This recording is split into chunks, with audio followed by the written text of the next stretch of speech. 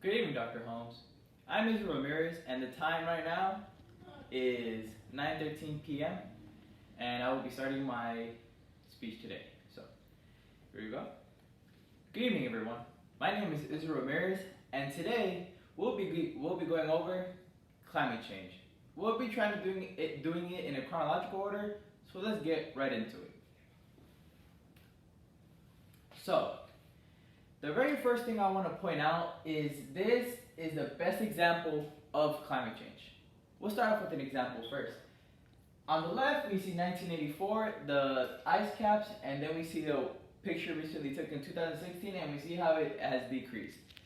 Climate change is an effect of the environment over a period of time caused by some factor. There are many examples of climate change, such as temperatures rising, dropping, rainfall more times than others. Things of that nature can all be considered to fall under what we call now as climate change. I am credible to talk about this due to the extensive research I have done to actually find out what it is. So today I will be presenting you the history of climate change in chronological order, starting with the first recorded occurrence, the global warming movement, and what it is to this present day. First, let's talk about the first occurrence.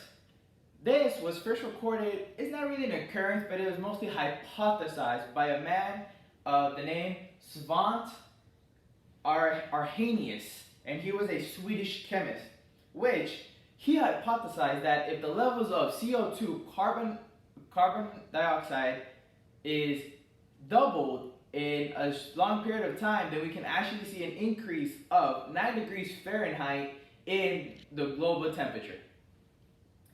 Also, Callendar, a British engineer, also stated during that time, after Arrhenius's hypothesis, Callendar, a British engineer, has stated that in the North Atlantic, the temperatures have already been rising.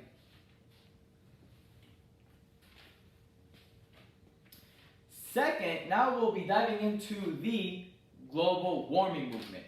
So before it was deemed climate change, actually in 1975, a US scientist by the name of Wallace Brock coined the term global warming in a scientific paper he researched. Before that, there was no concrete name for this phenomenon that we had predicted and would most likely see in the future.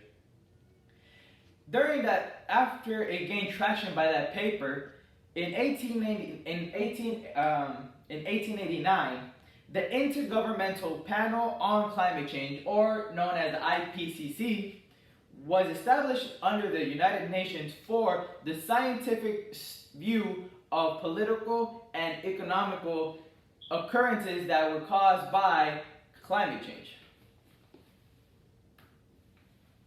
And now moving on to the present day, climate change Now moving on to the present day, global warming is not the word used anymore, as the term climate change is much more broad and really describes what the essence of the changing environment is. And even to this day, climate change is now used as a political levy because of the fact of how much it can change in the future.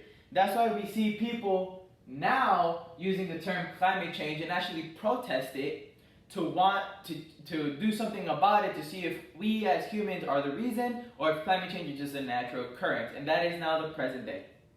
So in conclusion, we have talked about the very first occurrence of climate change, or around how we predicted it might have been, global warming movement once we actually started to understand and seeing the great effects of it, and the present day and how it affects us and what itself in its essence is. So to accurately portray overall, to accurately portray the condition of our environment, we must first understand what this phenomenon as climate change is known. Thank you.